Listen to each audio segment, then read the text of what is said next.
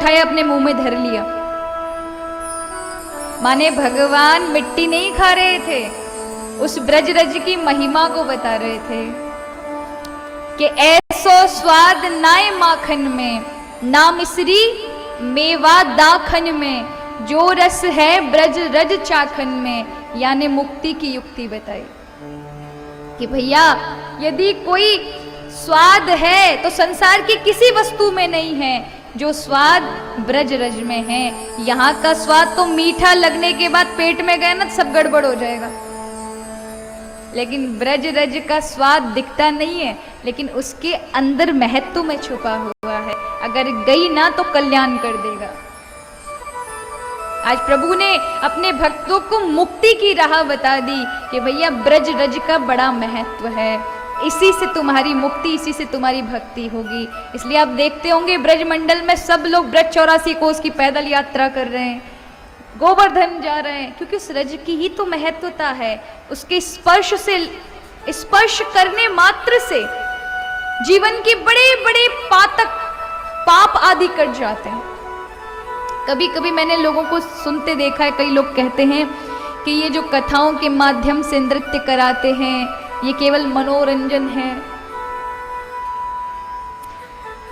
केवल दिखावा है, ये है पाखंड है।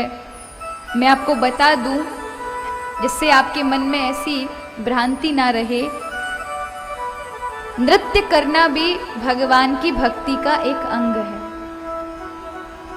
भगवान के जो आचार्य हैं, भक्ति के आचार्य हैं, उन्होंने भक्ति में नृत्य करना भी एक अंग बताया है भक्ति का। संसार में नृत्य करने वाले तो हमेशा नृत्य कर ही रहे हैं, परमात्मा ने उन्हें संसार में चक्कर काटने के लिए ही भेजा है, यानी नृत्य ही कर रहे हैं हम सभी। यदि संसार के लिए कुछ उनके व्यवहार में नाचते हैं कूदते हैं तो, लेकिन यदि अपने ठाकुर के लिए नृत्य करते हैं ना तो वो उपासना बन जाती है। और नृत्य हर कोई नहीं कर सकता। अब कई ऐसे लोग हैं जो नहीं उठ सकते क्योंकि उनको लगता है कि पड़ोसी देख लेगा तो क्या कहेगा, ये देख लेगा तो क्या कहेगा। लेकिन नाचो तो उसमें दिखावा नहीं होना चाहिए दुनियादारी को कि ये रीझें सामने वाले हमारी नृत्य को देखकर तो वो भगवान की उपासना नहीं, वो दम और वो पाखंड है।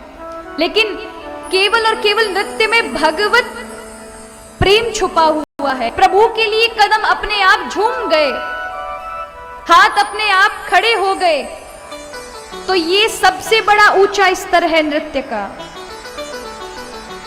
भक्ति में आत्मज्ञान ब्रह्म ज्ञान से भी ऊंची है भक्ति, और भक्ति में प्रेमानंद का आना यानी नृत्य का होना सर्वोत्तम भक्ति बताई गई है कि अपने ठाकुर के लिए, अपने इष्ट को रिझाने के लिए आप नृत्य करें।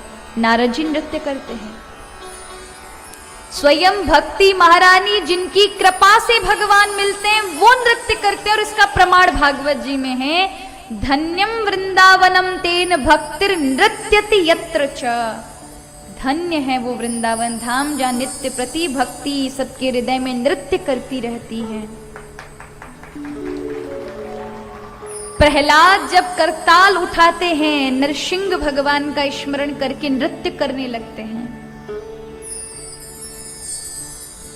चैतन्य महाप्रभु अपनी अजानुलंबित भुजाएं जब फैला लेते थे और हा कृष्ण कहते थे, नाचते थे, तो भावावेश ऐसा होता था कि मूर्छित हो जाते थे। भले ही मीरा ने नाच कर पाया है उस गिरधर गोपाल को, भक्ति में हमारे आचार्यों ने नृत्यता को प्रमुखता दी है। हृदय में भाव उठे तो अवश्य नृत्य करना चाहिए, लेकिन उसका आश्रय हरि हो, संसार ना हो। इसलिए नृत्य करना एक भक्ति का महत्वपूर्ण अंग है। तो किसी की बातों में आकर के ऐसा मन मत सोचना कि लोग ऐसा बोलते हैं ऐसा बोलते हैं। ये भक्ति का एक मुख्य अंग है नृत्य करना, प्रमाणित है। कितने सारे भक्त हुए जिन्होंने नृत्य करके ही तो परमात्मा को पाया है। कुछ नास्तिक लोगों ने उनकी परीक्षा भी लेनी चाहिए, लेकिन उनकी परीक्षा धरी की धरी रह गई, क्योंकि वो संसार के लिए नहीं नाच रहे थे, वो तो परमात्मा के लिए नाच रहे थे। आपने नानी बाई का मायरा मेरे मुख से कई बार सुना होगा, उसमें प्रसंग आता है, शायद आपने ध्यान दिया हो कि एक राजा था। नरसिंह जी जब भगवत नाम लेकर नृत्य करते थे लोगों के सामने, तो उनके घर वाले जलते थे। और उन्होंने राजा को शिकायत कर दी कि ये स्त्रियों को दिखाने के लिए, लोगों को दिखाने के लिए नृत्य करता है, इसने तो बड़ा पाखंड फैला रखा है, इसको आप दंड दें।